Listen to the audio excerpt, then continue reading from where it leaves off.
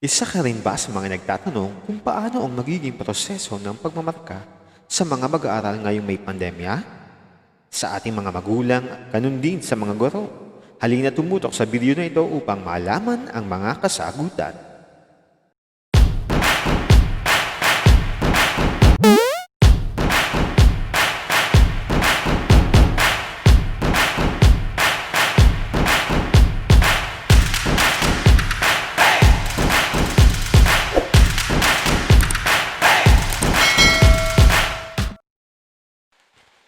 This is Sir Dobio speaking. Kung bago ka pa lang sa channel ko, huwag kalimutang i-like, mag-subscribe at smash that notification bell para ma-update ka sa mga video na aking upload. Kung may mga nais ka ring itanong, maaaring mag-comment ka sa ibaba upang mas maging komprehensibo ang ating talakayan.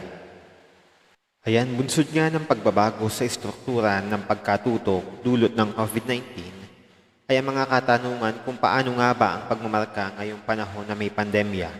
Gagamitin pa ba ang DO number 8, Series 2015 o meron bang pagbabago? Napakahalaga ng assessment o pagtatasa upang mag-gauge o masukat ang pagkatuto ng mag-aaral. Kagaya nga ng sinabi ni John Cowan, assessment is the engine which drives student learning. Ibig sabihin, ito ay magsisilbing gasolina ng mga mag-aaral upang pag-ibayuhin ang kanilang pag-aaral. Kaya naman, inilabas ng Deped ang tinatawag na Interim Guidelines for Assessment and Grading in the light of Basic Education Learning Continuity Plan para sa bagong paraan ng pagmamarka sa panahon ng New Normal. So ano ba yung tinatawag nating interim? Ang interim, kagaya nito, Interim. So yun nga ang interim o interim ay temporary lamang. Ibig sabihin, gagamitin lamang ito within a certain period of time. Halimbawa, ngayong school year 2020-2021. Din ang guidelines na ito ay nilabas ng Deped noong August 2, 2020. At ito nga ang gagamitin ng ating mga guro para sa pagtatasa o assessment sa ating mga mag-aaral ngayong panahon ng new normal sa iba't ibang learning delivery modalities na meron ang bawat paaralan. With the commitment of Deped of ensuring teaching and learning continuity, they have issued Deped number 12, Series 2020 entitled Adoption of the Basic Education Learning Continuity Plan for School Year 2020-2021 in the light of COVID-19 pandemic. Ay inilabas nga nila itong ating interim guidelines na ito o yung DO number 31 Series 2020 upang maigiya sa tamang proseso ng pagtatasa at pagmamarka ang ating mga guro para sa taong panuruan 2020-2021. So these policy guidelines follow the following principles. Number 1, assessment should be holistic and authentic. Paano masasabing holistic and authentic? So the assessment of the teacher should address yung tinatawag nating content and performance of the lesson, and they also attain the most essential learning competencies. This assessment is also real-life scenarios. Dapat maa-address yung tunay na nangyayari sa buhay. Secondly, assessment is integral for understanding student learning and development. Especially, kaya nga may assessment for us teachers to know whether the students learn and develop from the lessons that we have given.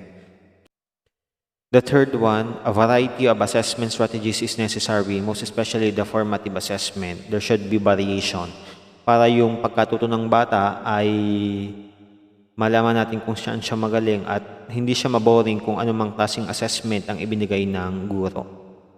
A varied assessment leads to mastery. Next, assessment and feedback should be shared responsibility among teachers, learners, and their families. By this time, kailangan talaga yung feedback ng teacher, ng learners, at ng families nila. Lalong-lalo pa ngayon, we are in distance learning modality. And constant communication is very necessary. Assessment and grading should have positive impact on learning. Ayan, para magkaroon ng positive impact, syempre yung assessment ay kailangan ibigay ng teacher kung saan ba nagkaroon halimbawa ng medyo mahina yung bata at ganoon din kung saan siya nag-e-excel. So sino nga ba ang gagamit ng grading system na ito? This policy is implemented in all public elementary and secondary schools nationwide for school year 2020-2021, while DO number 8 series 2015 or the policy guidelines on classroom assessment for K-12 basic education is still in effect. Ibig sabihin, gagamitin pa rin, yun nga lamang may kaunting mga pagbabago. Isa ding katanungan ay kung kasama po ang private schools and higher education institutions. Sabi dito, private schools, technical, vocational institutions, and higher education institutions including state and local universities and colleges offering K-12 basic education program are encouraged to implement these interim guidelines. But private schools can modify these policy guidelines. Yun po, napakalinaw. They are not obliged, but they are encouraged. And they can also modify the guidelines. And these are the assessments to be used on whatever learning delivery modality your school have. We have classroom assessment, formative assessment, and summative assessment. So classroom assessment is an ongoing process of identifying, gathering, organizing, and interpreting quantitative and qualitative information about what learners know and can do. So mag-focus muna tayo dito sa dalawa kasi these will be the two assessment to be utilized in this school year. The first one, we have the formative assessment. Ano po ba yung formative assessment sa madaling salita? So, ang formative assessment po, ito ay gabay or indicator nating mga guro upang malaman ang level of understanding at performance sa mga mag-aaral sa ating aralin. Batayan rin ito ng mga guro kung tutuloy na ang klase sa sunod na aralin. Okay na kailangang karagdagang gawain, kasanayan o learning activities upang ma-master ang lesson. Yun po yung tinatawag nating formative assessment. Most oftenly, ito po ibinibigay after ng lesson sa araw na yon. Ang formative assessment ay maaaring i-record to track the learner's progress but will not be a basis in grading. Sa kabilang banda naman, ang summative assessment ay uri ng pagtatasa na nagbibigay patunay na naabot ng mag-aaral ang competencies at nakaset na standard. Ganon din ang summative assessment ay sumusukat sa learning o pagkatuto ng mga mag-aaral. Ito ay graded na siyang magiging batayan ng pagbibigay ng marka sa ating mga learners. Grading is the way of reporting assessment data by assigning a value to the results as a record of students' ability, achievement, or progress. Meaning, ito yung paraan ng pagtatala ng mga guro ng mga datos ng mga nakuha ng mga mag-aaral sa iba't ibang assessment na kanilang ibinigay. Dito malalaman ang mga achievements at progress na meron ng bawat mag-aaral. As it said, formative assessment is about getting better, so it should be specific, frequent, repetitive, and free from restrictions of grading. At dapat yung ating formative assessment should target the necessary attainment of learning competencies na siyang kasama sa ating summative assessment. Then next, to evaluate students' learning at particular points in each quarter o kada quarter, summative assessment shall continue in the form of written works and performance tasks. Again, summative assessment must be in two forms that should be in written works and performance tasks. And what you are seeing right now is a sample technique for each formative assessment strategy. For you to see the whole department order, I will put the link in the description box. Yung ating tinatawag na written works shall be administered to assess essential knowledge and understanding through quizzes and long or unit tests. Again, written works can be a quizzes, long or unit tests. So next, ang isa sa ating summative assessment, ang tinatawag nating performance tasks. Again, performance tasks refer to the assessment tasks that allow learners to show what they know and what are able to do in diverse ways. They may create or innovate products or do performance-based tasks, including skill demonstrations, group presentations, oral work, multimedia presentations, and research projects. It is important to note that written outputs may also be considered as performance tasks. Ang example po nito, lalo na halimbawa sa arts po, yung sa paggawa nila ng iba't ibang creative work sa arts, kung yan man ay multimedia, yung paggawa halimbawa ng mga logo using different digital technologies or digital gadgets, yung sa ating TLE kung may pinagawa sa kanila na halimbawa na product, that is an example of performance task. Kaya nga performance, the way that they have to do, that they may use the different skills that they have.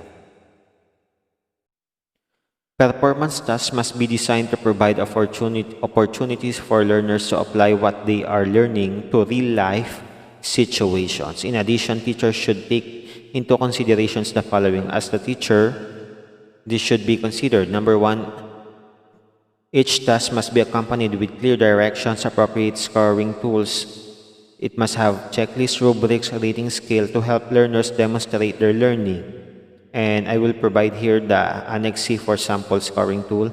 Teachers are advised to collaboratively design and implement performance tasks that integrate 2 or more competencies within or across the subject areas. Complex tasks may be broken down into shorter tasks to be completed over longer periods of time. And that is the assessment task. Then next, learners must be given flexibility in accomplishment of the performance task to consider time and resources available to them.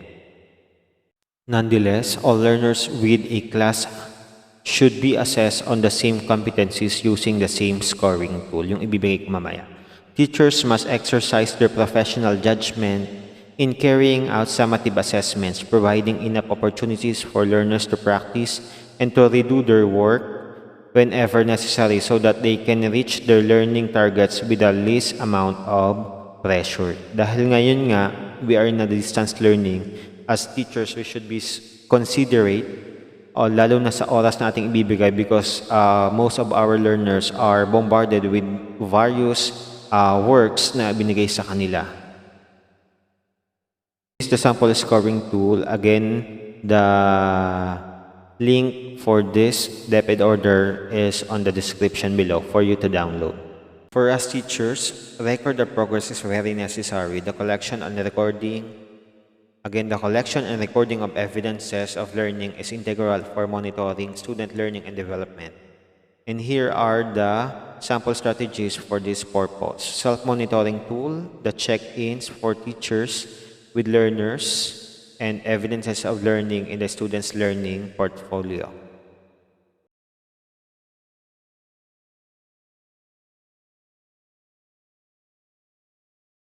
At syempre, ang pinaka-exciting na part, ang grading and promotion. Ano po ba yung pwedeng i-consider na written works and performance tasks? Una, ang student's learning portfolio, na kung saan makikita yung ating self-reflections ng mga bata, self-evaluations of performance tasks, guided by rubrics, and self-directed or self-selected best outputs in the learning modules.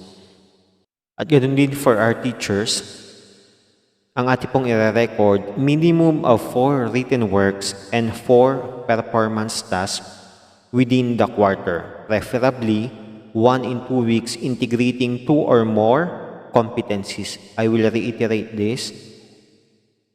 Preferably 1 in 2 weeks integrating 2 or more competencies. And third, all competencies should be covered by the performance tasks. So for the current school year, quarterly assessment shall not be administered. Ano po yung quarterly assessment? Iyan po yung periodic test. However, days allotted for quarterly assessments in Deped Order Number 7, Series 2020 or the school calendar and activities for school year 2020-2021 may be used for the presentation of major performance for the quarter that addresses the performance standard. Wala nga po tayong quarterly assessment, but the date that is written or stated on the school calendar for the school year 2020-21, yun po ay gagamitin para sa major performance task na inihanda ng teacher if ever meron silang binigay na ganun pong performance. So quarterly examinations were given a weight of 20% constantly in DO number 8 series 2015. Since It will no longer be a part of a grading system for this school year. Its previously determined weight was distributed equally into written works and performances. Ibig sabihin po, ito po ay inilagay sa ating written performance at saka po sa performance task equally, allotting an additional 10% to each component. This maintain an emphasis on performance tasks for some learning areas. At dahil dito, mas nabigyan lalo ng interest na pataasin pa ang performance task ng mga mag-aaral sapagkat mas tumaas ang bahagdan nito sa ating assessment. At nandito nga sa Table 1 ang weight distribution of the summative assessment components per learning area for grade 1 to grade 10. Ang atin pong written works sa language, AP, and ESP ay 40% at ang performance po ay 60%. Para po sa science and math, 50% ang written works at 50% ang performance task. Sa ating MAPE, EPP or TLE, 30% po ang written works at 70% po ang performance task. At nandito naman sa Table 2 ang ating weight distribution of the summative assessment components for the senior high school. Para po sa kanilang core subjects, ang written works ay 40% at ang performance task ay 60%.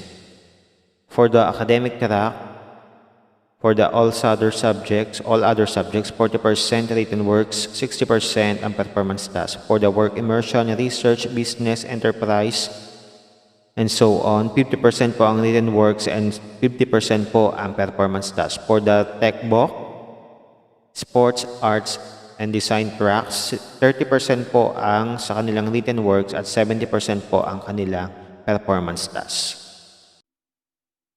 What flashing on the screen right now is a Table 3, which is the sample computation of written works and performance tasks in languages, EP, ESP for grade 1 to grade 10 and senior high school for subjects. As you can see, there are 4 written works and 4 performance tasks indicated in this table. And the initial grade is 81.1 and the quarterly grade is 88. And this table is the sample computation of written works and performance tasks in math, science for grade 1 to grade 10. Written works 50% and performance tasks 50%, adding its weighted average per component. And the initial grade is 83 and the quarterly grade is 89.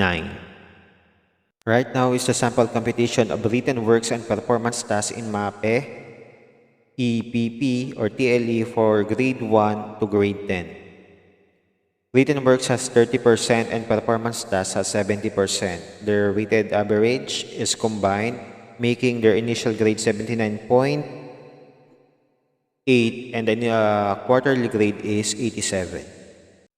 The transmutation table, which is Appendix B in DO number 8 Series 2015, shall still be used in grading system. The guidelines on learners' progress report, as well as on promotion and retention, shall likewise follow the provision cited in the said policy. And lastly, the effectivity. This order shall take effect immediately upon its approval and shall remain in force and in effect for the duration of school year 2020-2021.